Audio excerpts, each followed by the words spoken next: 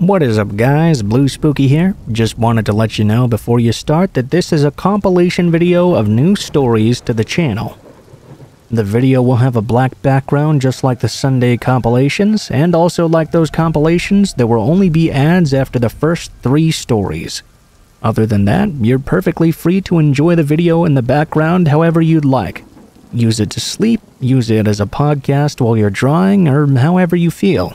Without further ado though guys, I will let you get right into these new stories, so thank you very much for watching, and I hope you guys really enjoy these.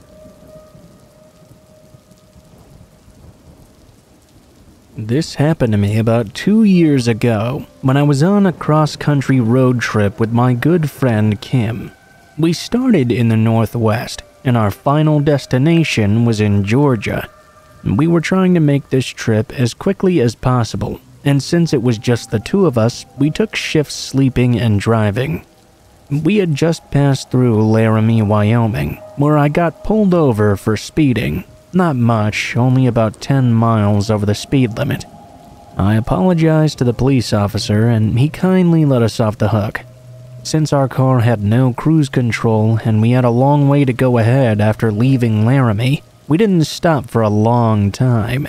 The highway we were on rarely cut through any towns either. It was probably 3 or 4 in the morning. The highway was completely deserted. Tall pines lined the 2-lane blacktop and jagged mountains framed the sky. Kim was sleeping heavily, her chair reclined all the way back with a blanket thrown over her.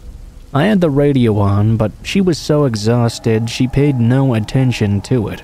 I was trying to concentrate on the road, and the quiet music on the radio was helping me stay awake.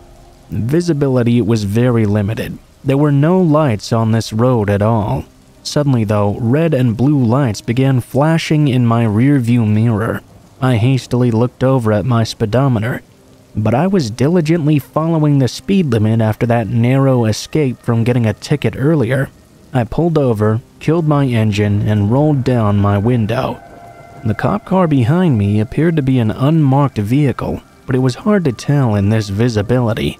Kim didn't stir at all as the police officer approached my window. "Ma'am," he said in a Midwestern drawl, "you know why I pulled you over today?" "No, officer, I don't." His flashlight was pointed directly into my face. I had to avert my eyes just to not be blinded. I looked over at the badge on his chest instead of his face. "Your plates sure are from far away. Where you headed?" The police officer in Laramie had asked me the same thing. "Georgia, family emergency." "Is that so? Well, miss, you aren't in any shape to make it to Georgia from Nebraska. No siree." I frowned. Was my car breaking down or something? Were my taillights out? My tired haze must have missed something vital. "I'm sorry, officer. What was wrong again?" "Now, miss, step out the car and I can show you right away." He gestured with his flashlight, and the beam slanted across Kim's blanket-shrouded face. She yawned and started to get up. "What's going on here?" The police officer abruptly turned around and jogged away, then got into his car. He flipped a U-turn and sped off in the opposite direction down the highway. Kim and I stared at each other for a moment before I started the car. We rolled up the windows and sped off with no regard for the speed limit this time.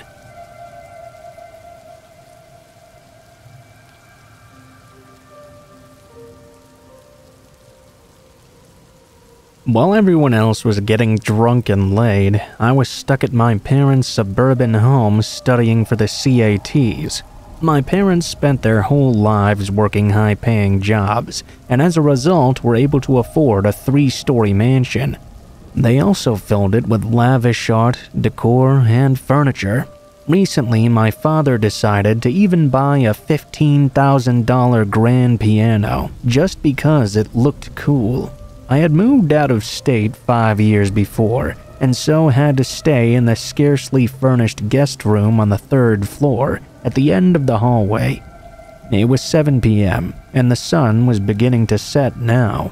My parents were off attending the annual Rotary Club auction and soon headed out on their way.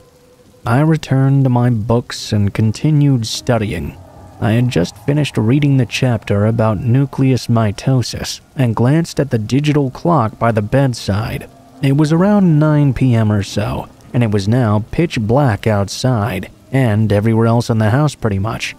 I rolled my chair over to the door and glanced down the hallway. It was too dark to see anything. Realizing I had been studying for the past 6 hours or so, I decided to call it a night and collapsed onto my bed.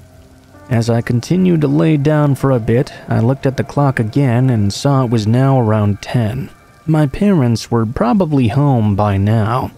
Finally, I started to fall asleep. I was awoken soon after to another sound. This time, however, it was Mozart's Lacrimosa playing on the grand piano downstairs.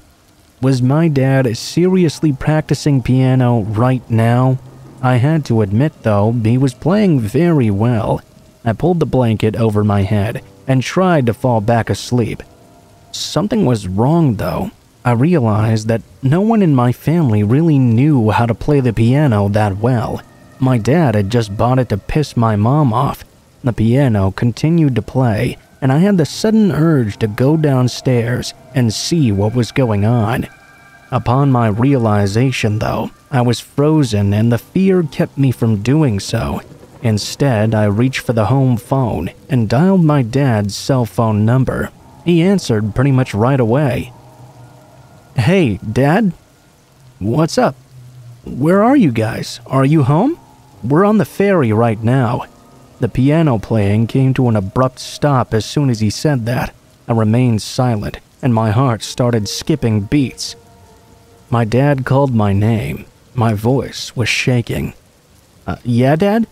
Who's that on the other line?" I heard the piano stool screech against the marble floor through the phone line. "Dad, there's someone in the house." All of a sudden, I heard some heavy sprinting up the stairs and down the hallway. I jumped off the bed and slammed the door to my room closed. I pushed my body up against it. My dad's voice was yelling over the phone, demanding me to hang up and call the police right now. I felt something heavy slam against the door from the outside and heard heavy breathing through it. After about 10 seconds, everything was silent once again. After a few more minutes, from the other side of the door, I heard the man's voice calmly saying something that sent chills down my neck. My wife was a doctor once. She never had time for me. The footsteps slowly walked away from my door, and I heard the front door open and shut. I was scared stiff and decided not to move away from my spot against the door. It felt like hours before my parents and the police showed up. The police fully searched the house and discovered the downstairs piano room door had its locks removed.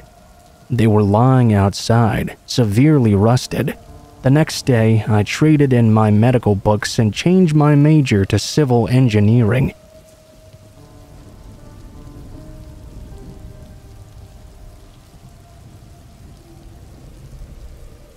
Now, I live in upstate New York near a relatively high-traffic trail that runs alongside a stream for a large proportion of it.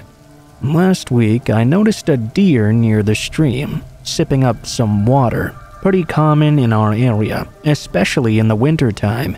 We went for a walk yesterday evening, and I passed by where the deer had been previously. I saw something that really started messing with me. Something appeared to be leaning over the stream. When I looked closer, I saw the passed-away deer and what looked like a large pig leaning over it. It was the size of a grown man, though. Its skin looked quite loose as well. As I looked closer, I noticed the face was kind of sagging, and blood was leaking out of its nose and eyes. I've seen livestock before, so I knew immediately this was not what a pig should be looking like. In fact, their whole body was swollen, especially their back legs, splayed out. I couldn't really see correctly. I just knew that something was wrong here. This thing had virtually no hair, smooth skin. It was sitting down near the deer. By the time I got close enough to see what it really was, I noticed it was staring at me. I got this sick feeling. As I looked further down the trail, I noticed another deer carcass. That one looked like it had been very massively eaten. I realized soon after that this was a man wearing a pig's skin. He got up on his legs, and I saw his large hands. He reached into the deer in front of him and grabbed out a large chunk of meat from its side. He raised it and began to eat it raw out of his hands. This all happened in just a matter of seconds. As soon as I saw his bloody hands, I turned away and ran back as quick as I could. I was actually a little bit afraid he would try to chase me. It was the worst run of my life. I was afraid to look behind me. I was so scared I would see the pig man following me. Luckily, I made it out though. Now that I have time to think about it, I'm just trying to understand that encounter. I could almost believe my mind was playing tricks on me, but I truly don't know what to think of what happened that day.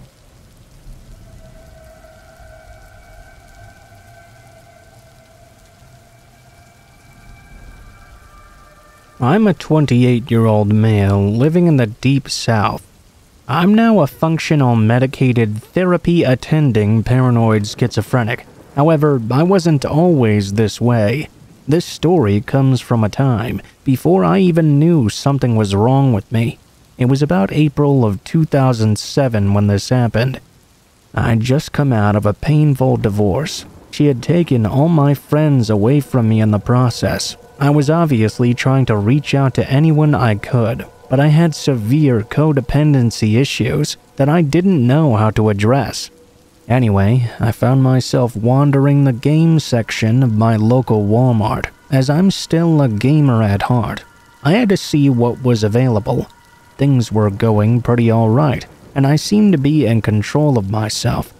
Then he appeared. This poor, unsuspecting soul started talking to me about World of Warcraft, which I happened to play at the time. I perked up at this point, thinking I could make a new friend that hadn't been taken away from me. We made casual jokes and talked about the new expansion. I can't remember if it had just come out or if it was soon to come out at this point. His mother, he was probably about 18 judging by his appearance, came by and took him to another aisle. He didn't say goodbye though, he just walked off, and like that our conversation was through. Well, in my mind, we had made a connection. We had bonded. In my sick, twisted state, I thought he would really appreciate it if we hung out for a lot longer, so I followed him. I made it a point to casually stroll down the aisles he happened to visit and strike up conversations with him about random things. I can't even remember what. I could tell he was getting creeped out though by the third time I had done this. He started getting this deer in the headlights look every time he saw me.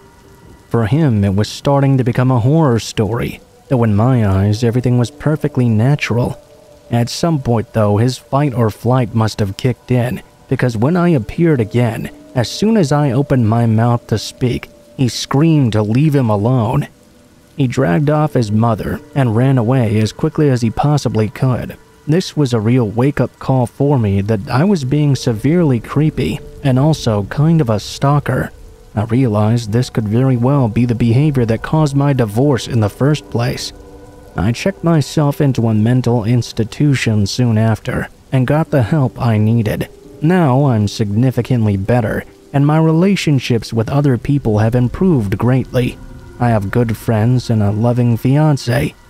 I guess this is a horror story from the other side. Not everyone is trying to be creepy. Some just need psychiatric help.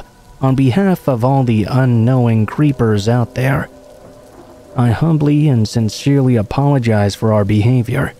It doesn't make it right or good, but I hope it gives you some context into what goes on in the mind of someone psychologically unsound. I hope you all go seek the help you need.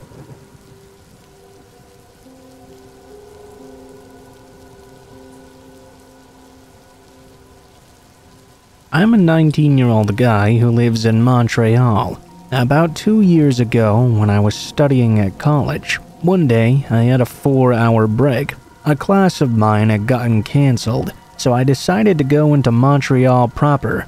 and eat at a pretty good restaurant. At the time, I lived in a town that was nearby, so I didn't know the city itself very well. I took the metro and got out to the middle of the city. As I stepped outside, though, I saw this weird-looking guy hanging out by the side of the door. I thought maybe it was a homeless man asking for some money. I went in a different direction on the street. At some point, though, I realized I must have taken a wrong turn and ended up going the other way.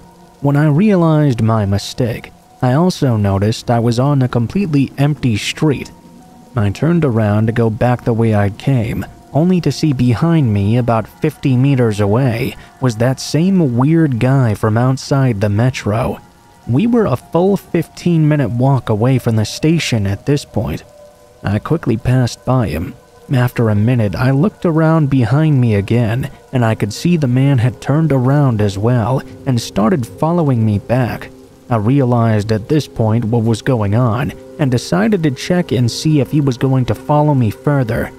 I took 3 or 4 random turns, and he followed me every single time. I'm 6'2" myself, but at the same time, I'm only 140 pounds.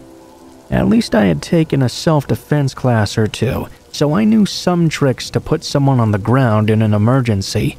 After I confirmed he was in fact following me, I turned a corner and hid behind a dumpster nearby. When he passed by next to it, I grabbed him by the left arm and pushed him up against the wall. I had his arm behind his back. While I did this, I could see a knife falling out of the man's hand. I kicked the knife away with my foot and took out my phone to call the police. While we were waiting for the cops to arrive, I held him in that same position. He kept on begging me to let him go and kept saying it was just a joke. When the cops arrived, they took him away and put him into the cop car. The man started crying soon after. When I think about what I did to him, grabbing his arm like that and putting him up against the wall, I realized things could have gone a completely different way had I not been so lucky. And that day was a very lucky day for me.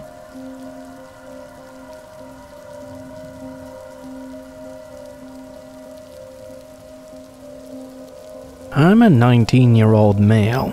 To give some backstory, this is my mother's story. However, I was with her while this happened. I was only 3 though, so I can only remember this very slightly. Therefore, I'm going to tell you this story from my mother's point of view. To give you an idea of the layout of our house, the living room has multiple windows that look directly out into the back garden. There's a big gate on our driveway to stop anyone from getting in. Next to the living room is the kitchen, which also has more windows. It also has the back door, which will be relevant in the story later.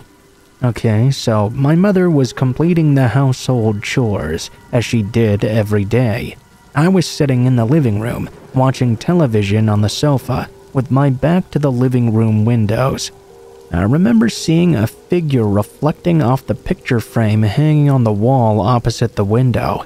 I asked my mom if my dad was back from work yet, to which she said no.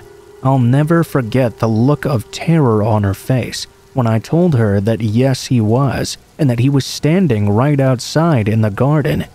She rushed to look outside the window and almost had a heart attack when she saw a scruffy-looking but fairly built man outside. Being noticed didn't seem to faze the man one bit though. He flashed a psychotic smile at my mother through the glass. My mom called out and asked him what he was doing on our property. He said nothing, with the same sadistic smirk on his face. She told the man she was going to call the police, and what he said next was one of the scariest things she ever heard.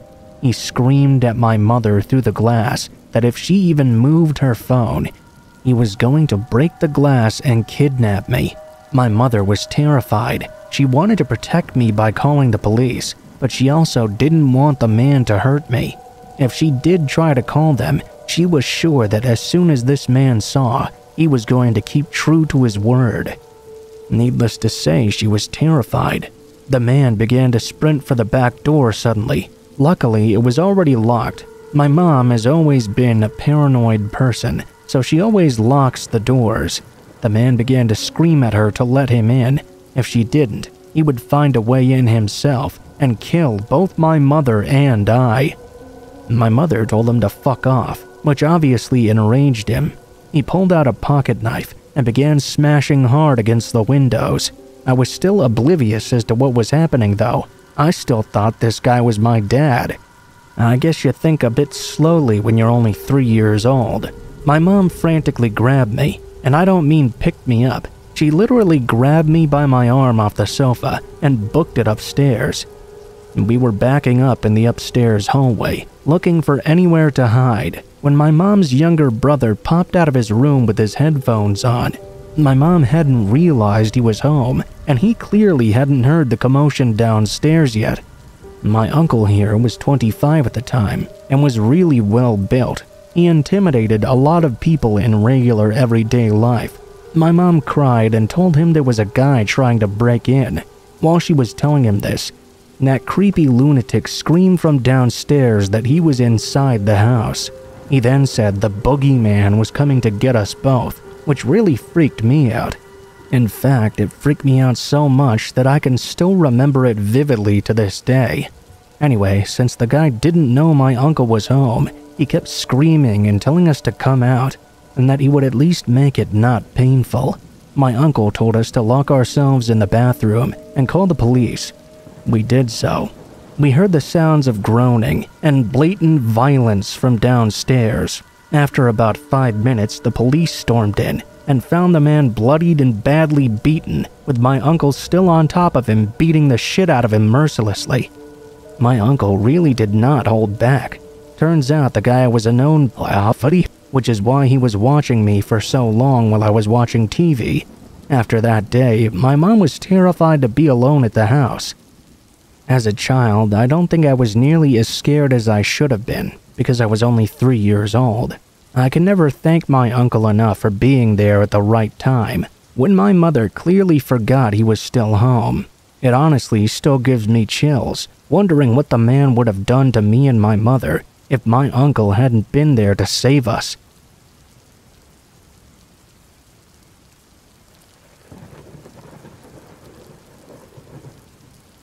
So, for some context to this story, my friends and I were all around 14 to 15 years old during this encounter.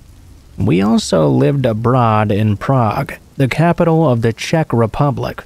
We all attended an international school, and all of us were like family.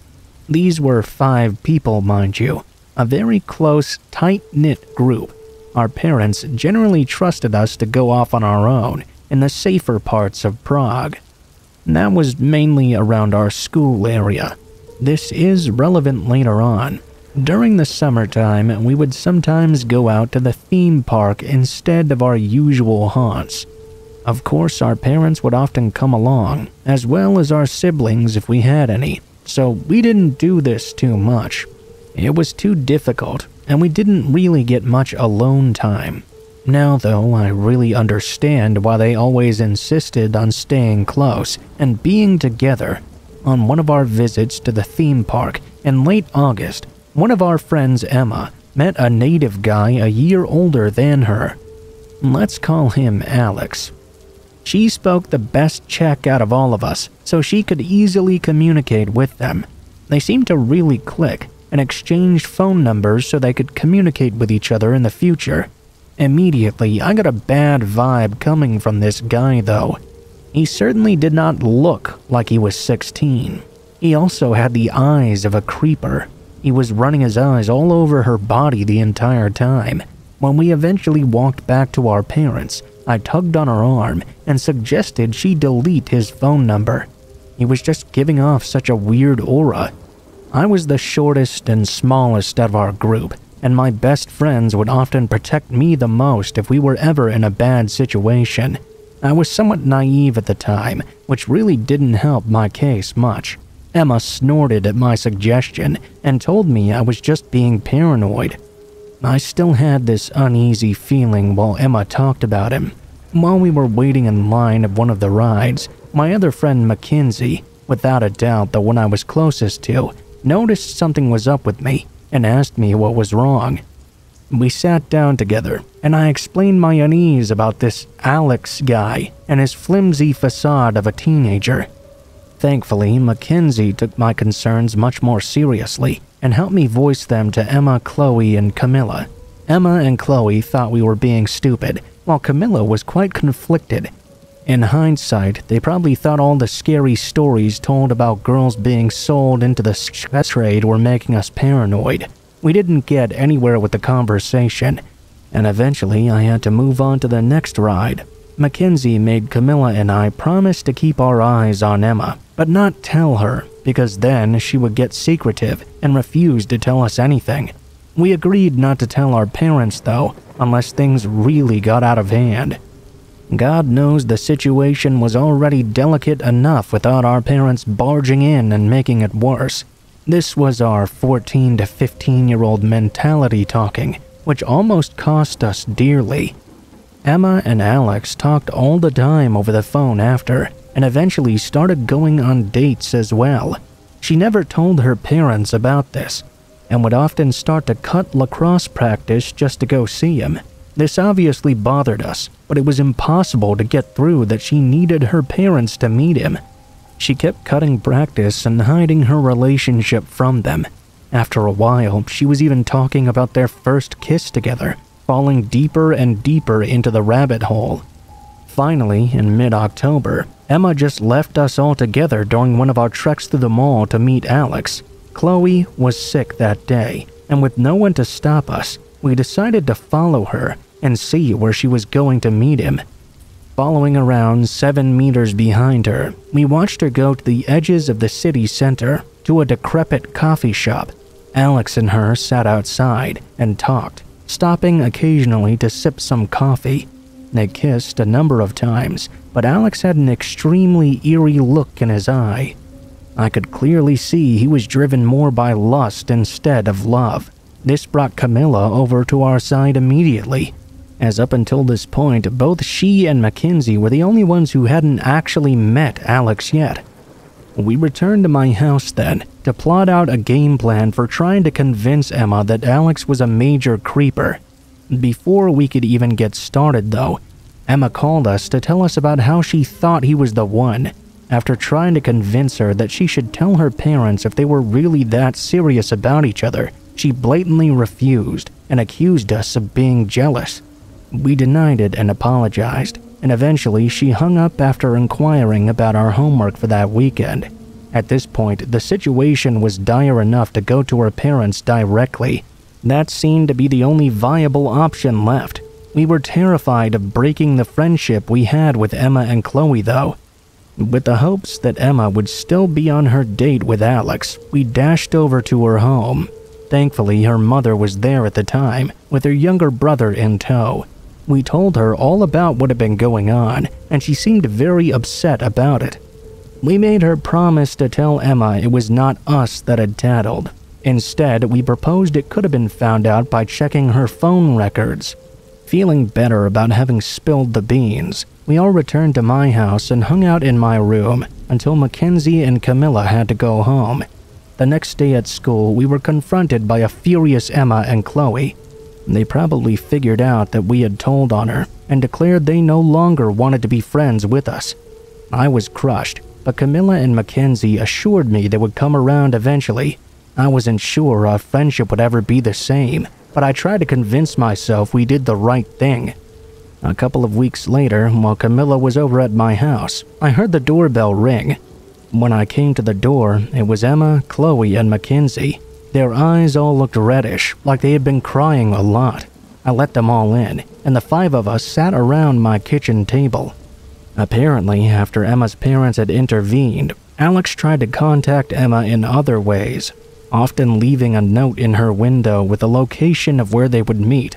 Emma and Chloe would organize it so that Emma's parents thought she was at Chloe's house, while Emma would go out and meet Alex. This happened approximately 3 times. 3 to 4 weeks on, Alex convinced Emma to run away with him to his uncle's house in Moldova, a country to the west of Ukraine. Emma brought a bag full of clothes and such under the pretense that she was sleeping over at Chloe's. Instead, she rode her bike down to the train station and waited for Alex in a cafe near the train platforms. Apparently, they talked for a while, and he gave her a muffin he had brought on the way there. Emma's father called Chloe's home. She tried to make an excuse, but Chloe's mother told him that Emma was not coming over for a sleepover and that nothing had been scheduled. Thankfully, Emma's dad knew enough to take the car off to the train station to look for her. Apparently, he saw her bike in the racks outside and dashed into the station. Before he could even go inside, though, he saw Alex along with two older men walking into a gray van, carrying Emma with them. He ran at them yelling and screaming and caused a huge scene. They dropped her right in the street, and the gray van drove off. When Emma's father checked on her, it looked like she had been knocked out with sleeping medication. She was taken to the doctor's office to make sure she was all right. The police were called soon after, and the whole thing was investigated.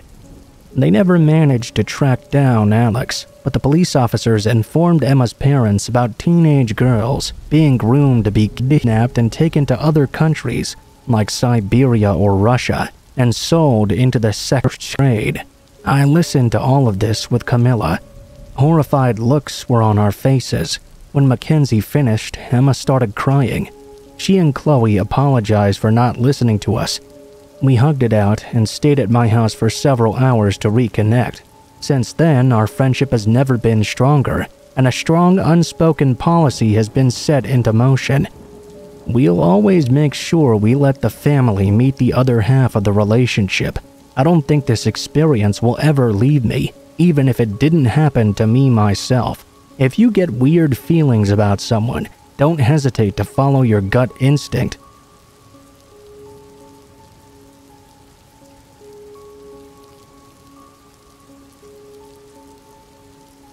During my freshman and sophomore years of college, I was extremely awkward. I had just come out as gay, so I didn't have many friends. I was generally kind of a big wad of social anxiety, given I didn't have any social skills to make new friends. It's not surprising then that I had literally no dating experience. Miraculously though, over the course of the summer after sophomore year, I sort of grew out of the worst of my awkwardness. I lost some weight and got a lot more confidence in myself. My self-esteem was a lot higher. I came back to school in August, and by October, I had a decent amount of genuine friends. I'd also gotten a lot more involved on campus. With my newfound confidence, I decided I'd finally download Grindr and see what it was like on there. Now, if you didn't know, Grindr is a gay dating app that's primarily used for finding sex or hookups. Despite my recent improvements in the social arena, I was still extremely naive and inexperienced when it came to dating. I set up my Grindr profile with a nice picture of myself and a very brief bio. I got a lot of messages very quickly after my picture being approved. One guy who messaged me had a display name of Dad4Young, which should have been my first red flag. I was oblivious though. I should note that I also look really young for my age. At the time, I was 21, but I was regularly asked by campus staff which middle school or high school I was visiting from. Heck, I'm 23 now and I still get asked if I want the kids menu sometimes when I go to a restaurant with my parents. It's that bad. So this Dad4Young sends me a message that just says, "What's up?" I replied without looking at his profile first. I looked at his profile after and noticed it said he was 54. His only profile text said the younger the better, and his only picture was a zoomed-in blurry picture of his hairy chest. Needless to say, I was not very interested. Given my own experience though, I thought ignoring him would be horribly rude, so instead I kept replying. I don't really remember what we even talked about in the first 10 or so messages we exchanged. I do remember him telling me that I was very cute though. I know I told him I was a student, but I never mentioned which college I went to. It's important to note I went to college in a major city, and there's a bunch of different colleges all within a 5-mile radius of each other, a few more within 10 miles of those even. Sort of like Tinder, Grindr works based off your location, but much more precisely. If you're less than a mile or two away from someone who's online, it will even display their feet in distance away. I noticed that Dad4Young's profile said he was 25 miles away, which I thought was kind of far.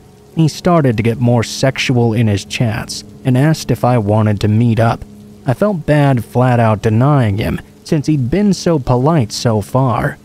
I told him I didn't want to meet up with him that day, but we could keep chatting if he wanted to. I figured that was that. When I checked 20 minutes later, it said he was offline. About 30 minutes later, I got another message from him though. "Hey, I rode a while to get here. Thought I'd have a nice drive out to Canterbury campus." I'd not told him the name of my college, nor the part of town I was in. I looked at his profile, and now it said he was only 3 miles away. I started freaking out a little, and didn't reply to his messages in the hopes he would just leave me alone. My college campus had a couple of different campus chunks separated by a few miles between them. I lived on the upperclassmen residential campus, which was about 2 miles away from the main one, where all the other student dorms and main buildings were. I felt like if he were going to try and find me, he'd at least go to the main campus first. Then maybe he'd give up, since not many outside people know about this separate residential campus. 5 or 6 minutes later though, I got another message. "It's no fun if you don't play along. What building on the residential campus are you in?" His profile now said he was only 2,500 feet away, and every time I opened it up, the distance would decrease even further. I was losing my shit at this point. This guy had the ability to pinpoint my exact location. I shut my blinds and turned off all my lights and locked my windows as well. My roommate was out of town on some kind of retreat, so it was just me here alone. The door was already locked. I was getting pretty worried. He kept sending me messages every minute or so, saying things like, "I'm gonna find you, here I come," and other supremely creepy shit. The distance was down to just 310 feet now. I was completely losing my mind, and I didn't know what to do. I deleted the whole app off my phone. Nothing else happened that night, though I was absolutely terrified he was going to come knocking on my door. 3 days later, I decided to re-download Grindr after doing a bit more research and seeing you could adjust the settings so your exact location was invisible. When I logged on for the first time to remake my profile, I adjusted some of the search filters until the results were specific enough to display Dad4Young's profile, which I promptly blocked later that evening. I got a message from someone with the display name, "I'll find you," with the same gross profile picture. My stomach sunk as he sent me a flurry of messages. "You screwed up. I almost got caught by the police because of you. I couldn't find you, so I had to go to the other dorms and find someone else. He ended up calling the police on me. I'm not giving up though. I'm coming for your sweet virgin ass." I freaked out and blocked him again. I deleted my profile and deleted Grindr as well. I refused to re-download it or any dating apps for about a year after, at which point I finally worked up the courage to try again. I've not heard from that nut job ever since.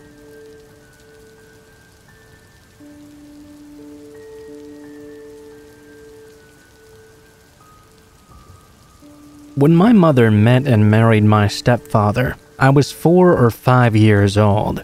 He began to introduce me to the cult he belonged to almost immediately. I don't think my mother realized he was in one, although he was trying to get her into it too. Slowly, during the evenings when my mother went out for weekends, whenever he could get me alone for school holidays, or times when he'd come and get me to take me out of school, he would work on teaching me how to be a member of this cult he believed in. Whenever my mother wasn't around, There were training sessions and practice sessions for his cult. Eventually, there were even times he'd pick me up in the middle of the week from school and take me to a group camp sort of place where other members of his group set up for extended activities. Sometimes they would trade children for their gateway period, like swap us back and forth for cross-training or whatever. Once in a very great while, a kid there would die, but usually those were kids that were just picked up. I'm not legally part of their families, so they didn't have to make excuses for them being missing. I was very lucky because my stepdad didn't like to share me, so I was never cross-trained in this way. My mother helped my stepfather in a lot of ways, not because she knew what he was doing and what was involved in it, but because she was naturally a hateful sort of person who helped him in isolating and keeping me from making any long-term friends. She refused to let me watch television, listen to radio or music, or go to parties or any special events. It was a lot like being a Jehovah's Witness kind of, actually. She just didn't want me around and didn't want me to inconvenience her in any way. The house was closed to me because of this. I was restricted to my room for most of my life. That really helped out my stepfather because it gave him a lot more access and control over me. My stepdad's cult was a sexual slavery group, and they believed that women were naturally inferior and meant to be slaves. My training was to teach me how to be a slave, how to endure pain, how to pose for long periods of time, essentially how to be furniture. There was also what he called preparations for my womanhood. By the time I was around 8 or 9, he was trying to get my mother into softer versions of what he was doing with me. He was trying to get her into swinging and wife-swapping and stuff. My mom was naturally a prude, though, who actually hated sex in the first place, which kind of made things worse on me and made him more impatient. When I told a childhood friend of mine some of the stuff he did and about the camps and the poses and the training and the kids that were all expendable, she told her mother, who told my mother that I was being misled there. There was a lot of screaming and shouting in the house, and the embarrassing interviews with her interrogating me and being really angry at me. I was so scared because of the threats he'd made, also because she was so furious. I minimized what he was doing. He kept doing it, preparing me for womanhood. She separated from him for 3 months, but it was too hard for her to make it on her own income, and she was too proud to ask for help. She refused to go on any kind of assistance because she didn't want to be a welfare mom like all the people she hated so much. She basically took me right back to him and just gave me to him.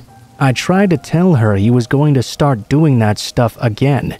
I was told that she was too tired to hear it right now, so I never got any help from her ever again. By the time I was around 11, I began to read books about child abuse and cults. I couldn't find anything about serial killers, but there was enough already in there for me to understand that what he was doing was wrong, and I had to fight back against it. I began to refute him every day. There was a battle of screaming and shouting, throwing things, hitting each other, while my mom would then punish me for being disrespectful to my stepfather. In the end, he would try to rape me in the afternoons. I stalked the house at night while he slept, with a knife in my hands, trying to build up the nerve to kill them both in their sleep. Just as I was completely ready and about to do it, I'd even packed up all my stuff and everything. He just disappeared. After a week of him being gone, my mother told me he had been having an affair with another lady who was only 17 years old. Apparently, she already had a 2-year-old daughter. She kicked him out for cheating on her, and that's how I got out of the cult finally. As an adult, I stupidly ended up with another guy who was into the same thing. He started out trying to pass it off as an interest in normal bondage fetishes, but in the end I found out he was with the exact same group of people who were now apparently internationally spread out, with private compounds and vacation places all over the map. It tore me up when I realized it. I called the police and changed the locks. I found the boxes and photos of his private photo collection at the camps that he went to with other men, posing with women tied up, unconscious, and beaten. That was the second time I escaped from that kind of cult. It's been 13 years now since I earned my freedom.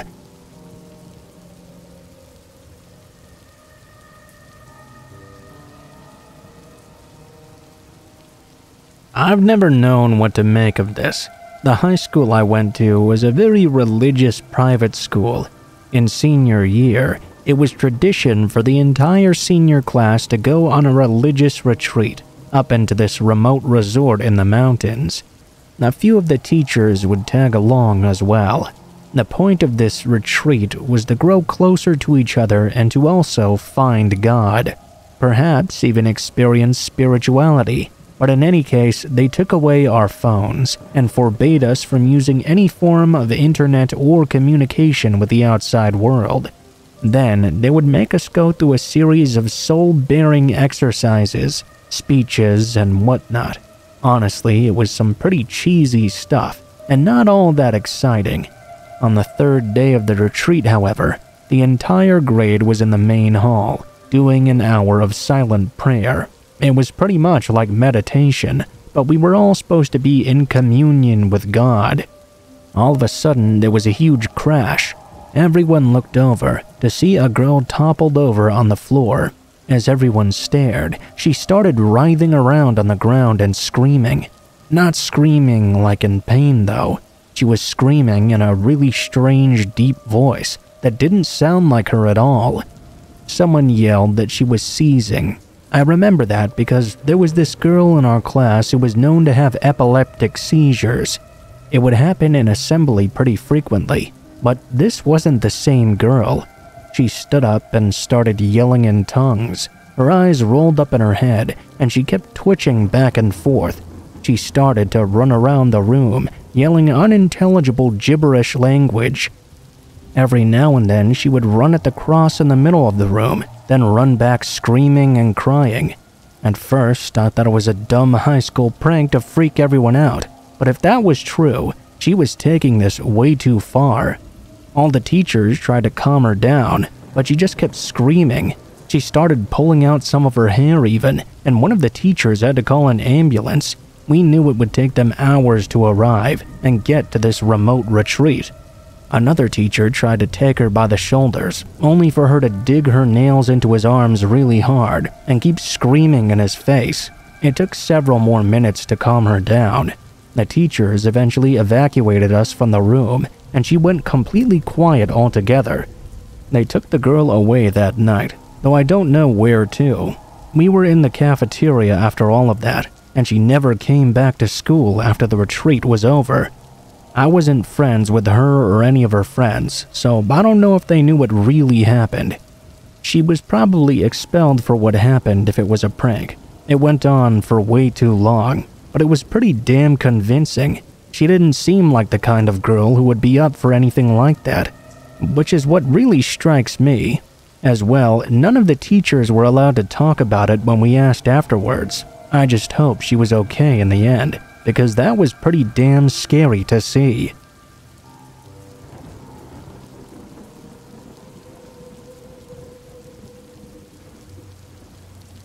I moved to my dad's when I was 10, and I didn't know anyone in the area, except for the family my dad was friends with.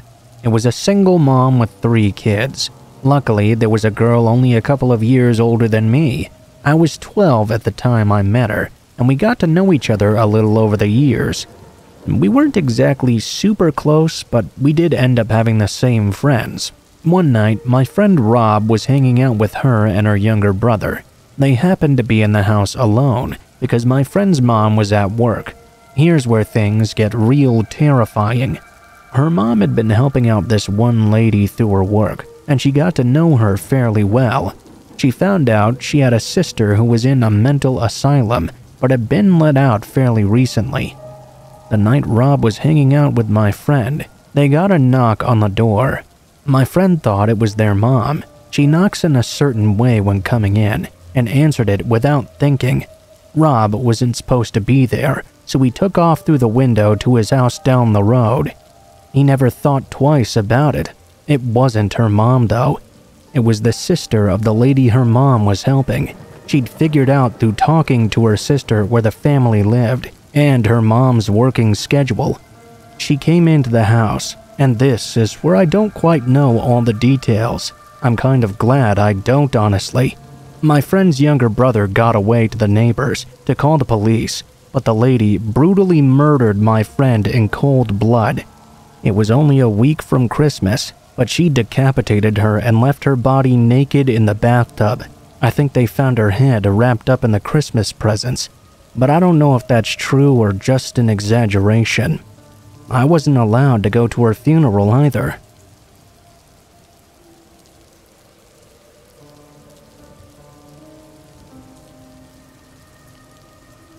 This took place when I was 8 years old, so I apologize if the story and the chronology are a bit spotty. I didn't have an in-depth understanding of all that was going on at that age. My friend and I were walking around just messing around in the snow when we ran into a cop that said something bad was going down. Apparently, they were chasing someone through the area and asked if we had seen anybody suspicious. We hadn't, but we were 8 years old and we wanted to try and be helpful, so we said that we did. We'd seen a girl running down a path nearby. We didn't really think much of it though. After that, we just continued on. After a while, we got quite cold though, so I parted ways with my friend and walked home. I spent the rest of the night watching television in my living room. I was woken up in the middle of the night though, to about 3 or 4 cops in our living room, speaking with my mother. My terrified sister was in there as well. I asked my mom what was going on, and one of the cops filled me in. Apparently, there was a drug-related incident happening the day prior, where a couple of junkies or dealers, I suppose, were running from the police. The 3 junkies had been coordinating over walkie-talkie in our neighborhood to evade the police. Apparently, at some point during the night, one of the women had entered our house to hide. The police sketch actually kind of looked a lot like the junkie lady that crushed her husband's head with an ATM in Breaking Bad. According to my sister, she'd come down the stairs to find the woman in our living room, which means the woman had entered through our front door. That was exactly where I was. Neither my sister nor I had noticed her, as we were intent on whatever we were doing in that moment. The woman had snuck past me, changed into my mother's clothes, and dumped her drugs in a drawer. She left her own clothes in the guest room and tried to sneak past my sister again. That was when my sister found her and freaked out. Of course, the woman grabbed her and tried to silence her and calm her down, telling her she was just checking out our house and that she'd knocked but no one had answered. Luckily, my neighbor had seen this woman enter our house and called the police right away. The police arrived soon after to see one of the other junkies trying to get into our house through the back door to meet up with their friend. The cops found my sister being held by the woman. Why she never left, I have no idea. They arrested both the people on the spot and searched the rest of the house for anyone else. After telling us this, they took us down to our guest room, where we found all the drugs and clothes hidden under the bed.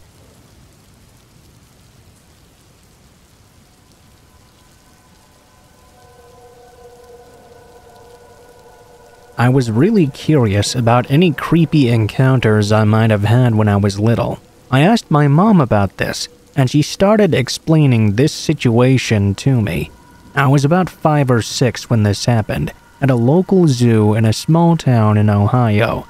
We were around the big cat exhibits. I was in love with cheetahs at the time, and one of the exhibits had 2 or 3 ocelots. Those ocelots liked to be near the fencing around their enclosure.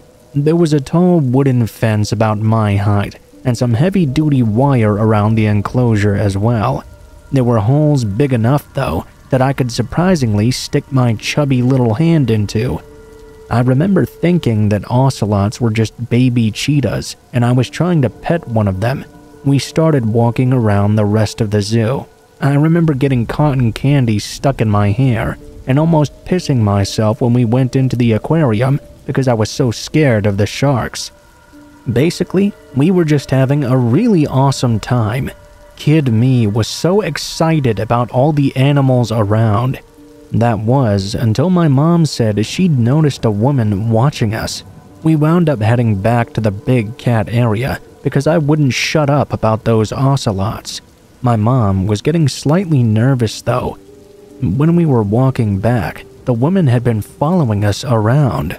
My mom had a stress-related mental illness, and I guess that made her a little paranoid already. In this case though, it was a good thing. This woman walked right up to me as I was watching the ocelots. I remember thinking she looked a lot like a movie star because she had this bright blonde hair and bright red lipstick. She said something to me like, "Come with me, honey. We'll go look for a zookeeper and see about letting you pet those kitties up close." I nearly shat my pants at the opportunity. I completely ignored my stranger danger lessons and grabbed hold of her hand. As I was walking though, I remember getting this feeling like my mother was going to be real disappointed in me. I know that walking off with a stranger was bad, but I was just beginning to get led away when I heard my mom start shouting. I turned around, and this is where things get a bit hazy for me. I remember seeing my intimidating, frizzy, red-haired Amazon of a mother barreling towards me. The blonde lady threw me off into the crowd. My mom scooped me out of midair, and I waved goodbye to the woman as she stumbled away looking incredibly pissed off. And that's where my memory fades out. My mom, though, says she had to physically wrench me away from the woman. She kept on yelling the lady was trying to take her baby. I started crying when the woman tried to lead me away again, and apparently I shouted that she wasn't my mother. Looking back on this, I just feel really emotional about it, and I thank my mother profusely because I now realize what a close call it had been.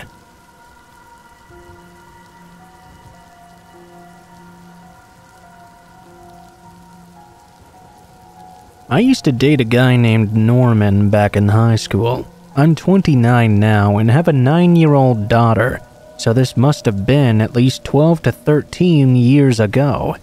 I guess we were each other's first real love/relationship. We even wore promise rings, which was a pretty big deal back then. We talked about getting married and what our life together would be like.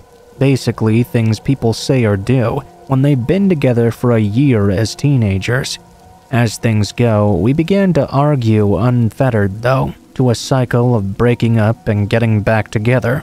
I was immature and stupid, and I ended up getting with another guy during one of our breakup periods. It became a messy love triangle situation, and Norman and I finished up for good after I chose this other guy. Not exactly my proudest moment, but I was 17 years old and incredibly stupid. Fast forward a few years now. I made a Facebook account, and out of curiosity, I looked up Norman. We added each other on Facebook, and I messaged him, apologizing for what happened between us back then. I was happily married by the time, and had just had my daughter. Norman was a good sport about it, and we remained amicable friends via social media. I rarely ever spoke to him though, only to say happy birthday, or randomly comment on one of his statuses. Another few years go by, and Norman gets into a relationship with a woman called Marissa. I was happy to see him moving on in life. My marriage hadn't worked out in the end, but I was happy with my life raising my daughter by myself. During Christmas one year, I found an old Polaroid picture of Norman and I that we took during a cabin weekend we had taken together whilst dating. I messaged him and recalled how fun it had been. He didn't reply. Later, I found out I was no longer on his friends list. A few months later after that, I got a message from Marissa. She basically said I was a whore and a bitch, and that she'd seen the message I had sent months ago. She told me to never contact him again, and that I needed to get over him. She went on to say how a charm bracelet he gave me back then was nothing compared to what he gave her now, and I was just a cheap shag he had during high school. I never responded. I got off Facebook not long after for a short period of time before making an entirely new profile and adding only close friends and family. Over the next few years, I would constantly get ads from people I didn't know on my social media. I knew it was Marissa because the first account I mistakenly added began sending me tons of abusive messages saying that I would never find love. Afterwards, I didn't add anyone else I didn't know personally. Somehow, though, she kept finding me on different accounts. She even tried to add me on Instagram, Twitter. Somehow, she even found out my phone number. She tried to add me on WhatsApp, too. When Snapchat became a thing, I immediately got an ad from a user who had one of my Facebook friend names as their username. I added them, only to find out it was her pretending to be them. I kept blocking all her alternate accounts and maintaining no contact. Honestly, there was nothing else I felt I could do. This year, I joined a dating app and met a guy within the first few weeks of being on it. I thought he was amazing. His name was Nate, and he had a fair few pictures of himself as well. He was average looking, so it didn't raise any red flags with me that this suspicious-looking guy was trying to talk to me. He had an Android phone, so we couldn't FaceTime, but we would speak on the phone regularly. It was definitely a man's voice. We texted a lot over the next few weeks, and things seemed to be going well enough for a meetup. We scheduled a time and place a week beforehand. He asked me about my past relationships. I didn't think too much of it when he asked me about my very first real one. He seemed real keen on the details and asked me if I still had feelings for that ex. I reassured him that I did not, but I also didn't hate the guy. I was the one who'd messed it up in the first place. Nate said he was really looking forward to meeting up with me. We had chosen to meet in an outdoor cafe because I didn't like the idea of meeting someone at my house without me actually knowing them. I was so excited. It was my first online date in a long time, so you can only imagine my confusion when I noticed a woman smile and start walking over. I was too shocked to say anything when she sat down. Of course, it was Marissa. She looked so smug. "Hey babe," she called out to me. She kept smiling and confessed it had all been her. At that point, I just wanted to know why. What did I ever do to this chick to get all this harassment from her? For her to even invest her time into doing this? Basically, this is what she told me. 6 years ago, when she and Norman got together, he told her all about me and our first relationship. She went onto his friends list and saw me there. She then went through all my pictures and posts, trying to see what he saw in me. Then, when I messaged him, she confronted him over why I had any pictures of me and him at all. Why did he need to have me on Facebook? So he deleted me and promised to never speak to me again. She told me she hated me and that I was a stupid bitch. She wanted to give me a taste of what I had done. She made up accounts so she could keep an eye out on me and tried to make sure I would never be in the same city as her and Norman. She would walk by places I'd say I'd like and go inside to make sure I wasn't meeting up with him in secret or something. She even found out where I worked. She said the guy I spoke to on the phone was her friend who was in on the whole thing. She had originally planned to make me fall in love with Nate and then have him cheat on me, but she couldn't stand to wait so long. The most disturbing part, though, was when she came to my daughter. The woman had become extremely fixated on her. She was convinced that she shared some of Norman's features and became obsessed, thinking I'd had a kid with him who I'd kept secret. She told me to not even think about revealing this secret to him. She would be the only one to give him a baby. I was beyond horrified. The ending's not very exciting, but I remember getting up from the table and telling her to never contact me again. I got in the car and just sat in there in silence for a while. The first thing I did was call my daughter's school and let the front desk know of a possible situation where someone who is neither her father nor I would try to pick her up. I then called my brother and told him what happened as well. He urged me to call the police, and I did. I ended up getting the whole spiel of how if I didn't have documented proof about her saying these things, they couldn't help me. It's been 2 months since, and I haven't heard anything else from her. My brother thinks that maybe she got what she wanted by asserting herself as Norman's one and only. Maybe now she'll finally leave me alone. I still have a massive paranoia though when it comes to what I post on social media and where she might be lurking next. I even had to tell my family and close friends about the situation and warn them not to add any strange profiles or people they didn't know. Hell, I wouldn't put it past her to know my address and stoop to peeping in our windows or worse every once in a while.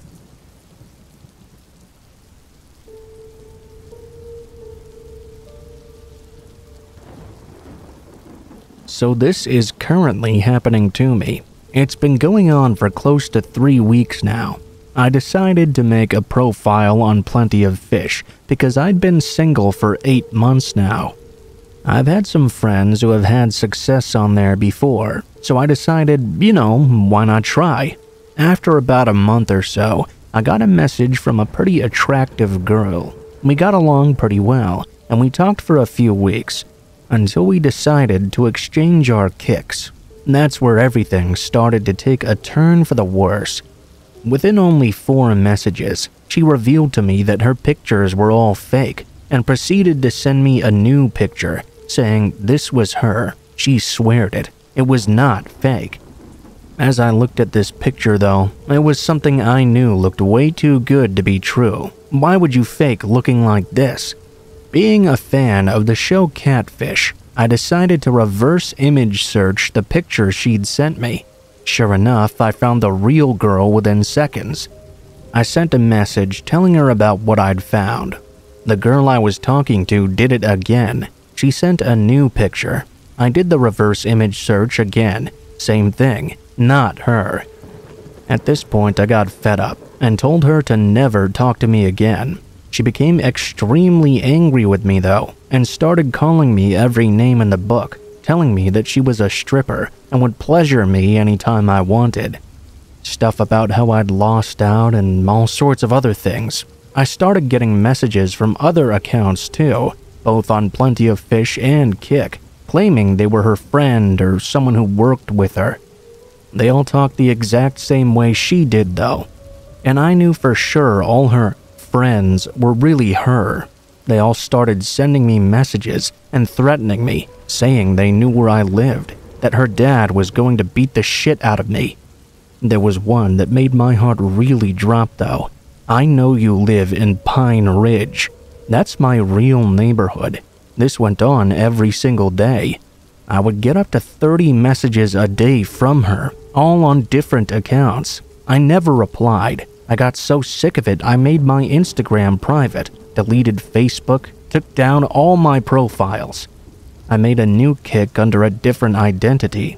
About 5 days went by when the worst thing happened. I got a message on this new Kick. It was a picture from a username called Killer Coming For You. When I opened it, I almost pissed myself. It was a picture of my house from across the street. I could see the window to my living room even, with the light on inside. I called the cops, of course, but long story short, they told me they couldn't do anything because she hadn't physically harmed me yet. Wow, thanks a lot, police. I've been sleeping with a knife under my pillow ever since then. Thank God she hasn't done anything to me yet. Today, only a few hours ago though, I got a message on Kick from a friend of hers.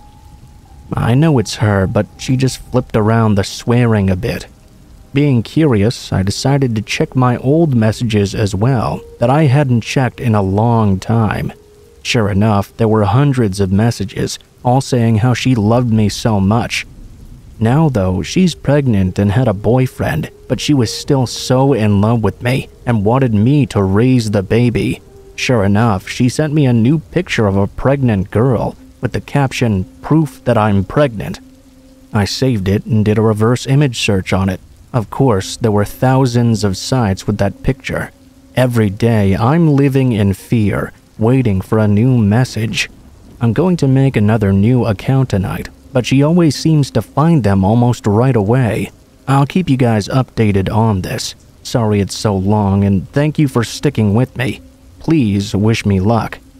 Update.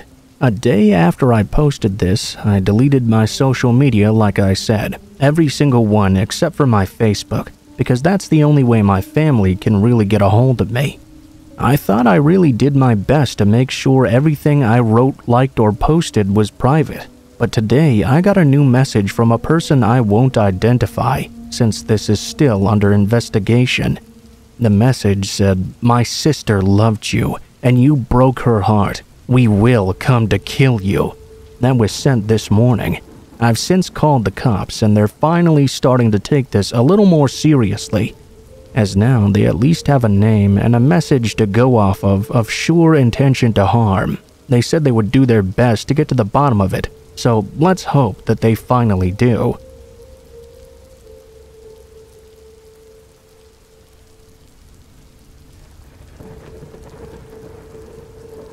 For a little bit of clarification, I'm 5'7" and a 14-year-old female. This encounter took place when I was 13 years old.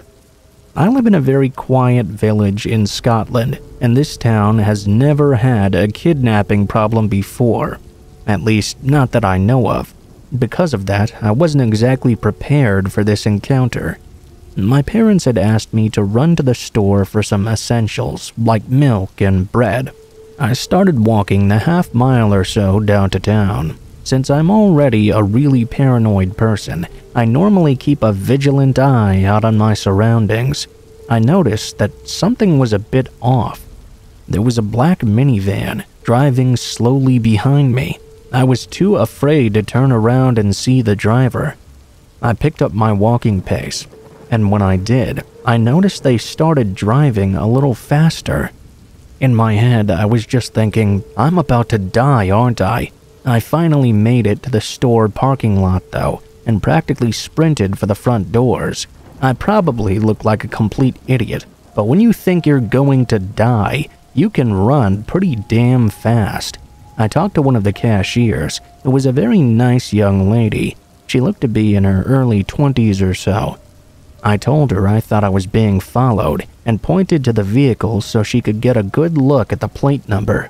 She said the staff would look out for me, and that made me feel a little bit better. I made my way to the dairy aisle and was scanning for the cheapest milk when there was a tap on my shoulder.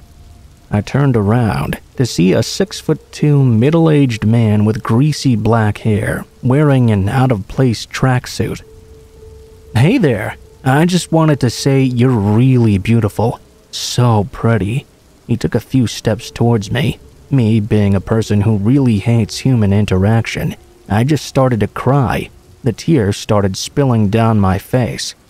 Apparently, he took this as an opportunity. "No, stop crying. I don't want that gorgeous face of yours to be so wet. We should go down and have a drink together. What do you say?" I was so scared at this point. That's when I heard the cashier's voice coming from behind him, asking him what the hell he was doing. "Oh, well, you know, I'm just asking my beautiful girlfriend if she wants to have a drink at the bar. That's all." I looked up to the lady and said I was only 13 years old. This is where she threatened to call the police. The man backed off and said it was all just a big misunderstanding. He'd thought I was way older than that. Then he turned and sprinted out of the store. The lady, whose name ended up being Rachel, helped me to gather the rest of my items since I was in a very panicked state. She then called the police and told them the guy's license plate number and called my parents to inform them they should come pick me up. I gave her my mom's number and I brought her a box of chocolates the next day to say thank you. I don't know what happened to the man in the end, but I hope he's in police custody where he belongs.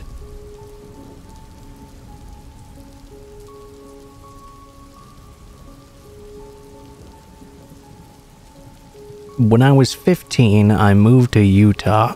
It was a smaller town just north of Salt Lake City, and far enough west that the wind would carry the smell of the lake and the air would reek of spoiled sea. I got dumped halfway into sophomore year, which was terrible for an awkward kid in a new place. In Utah, they began high school with sophomore year, so I was effectively a freshman twice. The only luck I had was a girl I met named Sarah. We started dating right at the end of this school year, so we were able to spend the majority of the summer together. Now, you might not know this about Mormons, and I certainly hadn't either, but in their church, they like really big families. Something about the spirits up in heaven requiring additional bodies, so it wasn't uncommon for some of the more devout Mormon families to have 8, 9, even more kids. It really meant outdoor freezers packed full of hamburger helper and houses with gigantic kitchens. Sarah's family was pretty damn Mormon. My family didn't practice much of any religion, so we never really discussed it. She had 6 sisters, 7 if you include herself, ranging from 6 to 18. I only met her mother once, but she always seemed to be pregnant. I never spoke with her dad a single time. I was a little too overwhelmed by meeting her family, and I avoided it as much as I could. I probably would have figured it out by then, but I'd only lived in Utah for 6 months. Everything already seemed so weird to me. I remember a particular night. I'd picked her up and she had a curfew that made it so I had to park down the street so she could sneak out. I wanted to jump over the small gully flagged by trees beside her house, but she refused. We had to walk around, which meant passing by her parents' window. I thought it was pretty weird, but I just assumed she was worried that she might get her feet wet or something. It went on like that for a couple of months. I would stop down the street and I would wait while she walked beside the gully around her house and up the street to me. Sometimes I'd meet her at the end of the road even. I was always careful not to walk too far onto the lawn for fear that I'd wake her parents up. One night it was raining though, and I didn't want her to walk alone through the dark in the rain. I planned on surprising her by meeting her by the back door through which she snuck out every time. I also wanted to avoid walking by that window. I walked over to the trees and saw the gully. The water was a bit higher and moving quicker than normal because of all the rain runoff. I figured I could make the jump. Man, was I wrong. My feet slid on the mud on the other side. I sank immediately into the wet earth and splashed hard into the muck. The rush of cold water was a big shock. I reached up and grabbed the storm drain, but what I had grabbed and dislodged flowed down with me into the water. The water wasn't very deep, maybe only 2 or 3 feet. I stuck my shoes in, still holding what turned out to be a black garbage bag. I dropped it and started to crawl upward when my hand grasped onto another black garbage bag. I tried to crawl up, but it just kept dislodging this thick, viscous grime. It must have been the 3rd or 4th time I tried to find something to grip onto when I accidentally tore one of the bags open. At first, I thought it was a rotten orange or something. It was decaying amongst a soiled nest of old bones, but as I looked closer, I could just about make out the yellow skin, bloated on white bone. It was a skull of a baby. I let out a shout. I didn't know what else to do. It smelled awful, and suddenly I was afraid to be near this area. I scrambled up through the mud and kicked myself up against a tree. My heart was racing. Sarah was right there. She was crying, saying she'd been waiting for me by the street and came over when she heard me shout. She must have always known those were there, because I never saw her again after, and all of the girls were pulled out of school. The local news reports after said her father had apparently decided he'd had enough kids and had been burying each newborn out by the gully. They recovered 5 tiny bodies, all girls. I wonder if he'd just been waiting for a son the entire time.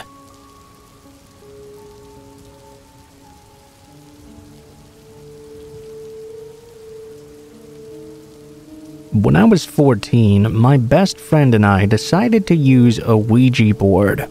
We got into a dark room in my house and lit up some candles. As we started the game, another friend of ours knocked on our door. When we tried to contact the spirits, we let her in and resumed with this third person in tow. Now, this friend of ours kept on mocking us as we tried to get the supernatural messages. All of a sudden, she passed out. We thought she was joking, but when she opened her eyes, she began speaking in a voice very different from her own. This deep and guttural growling. It was pretty damn scary, but we still thought she was just playing with us. She laughed a really horrible laugh and started to list out things that had happened to me, things I had never told anyone before. She did the same for my best friend, and the candle started to flicker. She began speaking gibberish. I couldn't even understand what was coming out of her mouth. We were both absolutely terrified. This had started out as a simple joke game. At least, I thought so. Then it got seriously out of hand. My friend ran over to my neighbor's house. She was a very devout woman, and she ran over to see our friend. She gasped and told us to bring her to her house. We grabbed on to each of her arms, and she fought us the whole way there, starting to scratch us and trying to get undressed to slip out of our grasp. It was seriously freaking us out. When we got there, our neighbor locked herself in a room with the girl and told us to wait outside. I don't know what happened, but after a couple of hours, our friend and the neighbor came out. She was very tired and didn't seem to remember anything from the point we started playing with the board. My neighbor told us not to play with what we can't control. I'm not really sure what happened in that room, but I'm glad my friend was okay in the end. The part that gets me the most, though, is how she was saying all those things about me and my friend that she shouldn't have known, that no one should have known. It terrifies me to this day.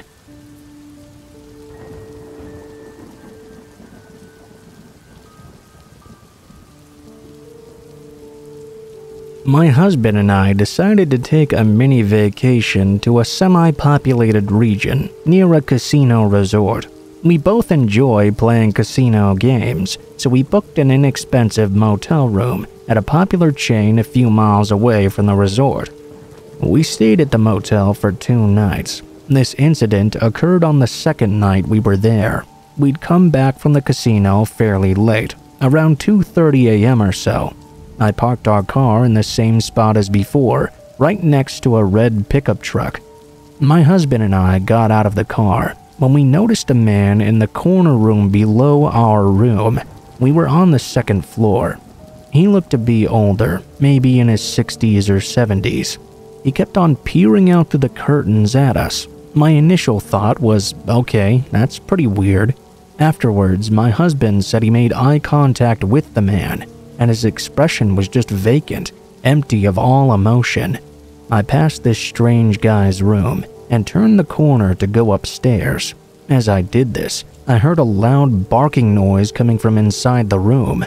All of a sudden, the door shot open and a pit bull came tearing out of the room, barking, growling, and heading right towards my husband. My husband would later tell me that when the door opened, the man had the pit bull by the collar. He looked directly at my husband and then released the dog on him. My husband backed up and started kicking at this dog, trying to avoid it. It ran up to him, growling and barking and baring its teeth, then ran to the stairs where I was, then back to my husband and back to the open door. The whole time I was just yelling, "What the fuck is going on?" over and over again. Not the most eloquent response, I know, but an accurate representation of what I was feeling in that moment. We've been dog owners, and we're not people who've had bad experiences with dogs. We're not people who get easily afraid of dogs, but it felt like this dog was in attack mode. I know the stereotypes of pit bulls may not be true. They can be very sweet and wonderful dogs.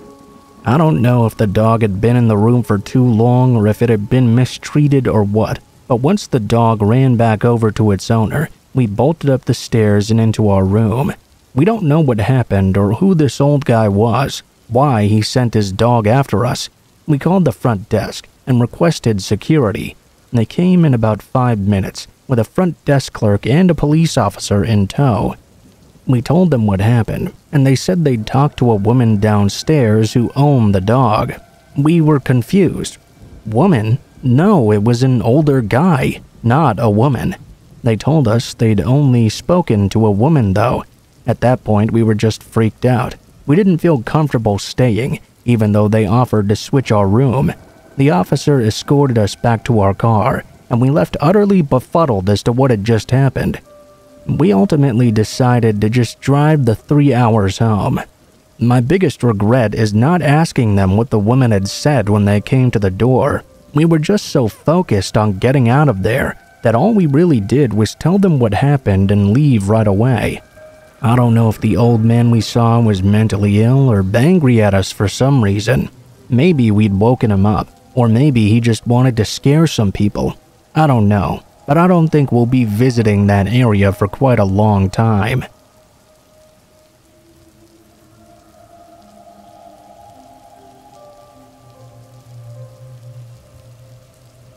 This happened about a year ago, from 2013 to 2015. I worked night shift security at an RV resort. I was on my way to work one night when my driver's side tire blew out. It was on a long, narrow dirt road around 10:30 p.m. or so. It was pretty damn dark. I live in a very secluded area in upstate Florida, and this road was not near any neighborhoods. It only had a couple of streetlights too. My shift started in 30 minutes, so I called the manager and told her I might be a little late. I had to change the tire before I could get there. After I got that all squared away, I pulled out my car jack and started to position it underneath my Ranger. I was about to start cranking away when I saw the dim glow of what appeared to be golf cart headlights approaching me from down the street in the direction I'd just come from. I was thinking it was probably a local, wondering what was going on. Maybe they'd be nice enough to give me a hand as well. The golf cart stopped right behind my truck. I stood up from where I was crouching and said, "Hey there, one of my tires just blew out. Would you mind giving me a hand maybe? I'm kind of running late for work." The person in the golf cart didn't respond. I heard them stepping out of it. The person came within the headlights of their own golf cart. The light was dim, so it was kind of hard to see, but they looked like a middle-aged man with no shirt on. I could clearly see a beer gut and also some hairy legs. I could also see that something was dangling underneath his massive stomach. Turned out he was completely naked. That's something I could have lived my entire life without seeing. The man seemed to be holding something in his hands. I only caught a quick look at the object, but it's not what you're thinking. All jokes aside, the thing this guy was holding appeared to be a big machete of some sort. The man didn't say a single word as he started to walk menacingly towards me. I quickly jumped back in my truck and started it up. I noped the hell out of there. I didn't have enough time to grab my car jack, so I just left it behind. My truck was still lopsided from the deflated tire, and it made it real awkward to accelerate forward. I could see in my interior mirror that the headlight of the golf cart was still close behind me. Despite my truck having a flat tire, it was still going at a decent speed. So was the golf cart that was tailing me though, so in a split-second decision, I slammed on the brakes of my Ranger. Not even a second later, I heard and felt the golf cart smash into my rear end. I rolled down my window and shouted, "You fucking creep!" I sped off and managed to get to work on time somehow. It ruined my rims pretty bad though. I explained everything to the manager, and the cops were called soon after. They searched the entire road, but found no signs of the man nor his golf cart. They did find my car jack though, which was returned to me. Other than a few minor dents on the back of my truck, it didn't turn out all that bad in the end. I'm sure that the golf cart had it 10 times worse. He had to be going at his max speed when he crashed into me. Honestly, I'm surprised he was even able to drive away after that. I've come to the conclusion that this weirdo was on a serious meth high or something. I no longer own that truck, nor work at that site anymore. Also, creepy bare-ass overweight machete-wielding guy. For the love of God, put some damn pants on, please.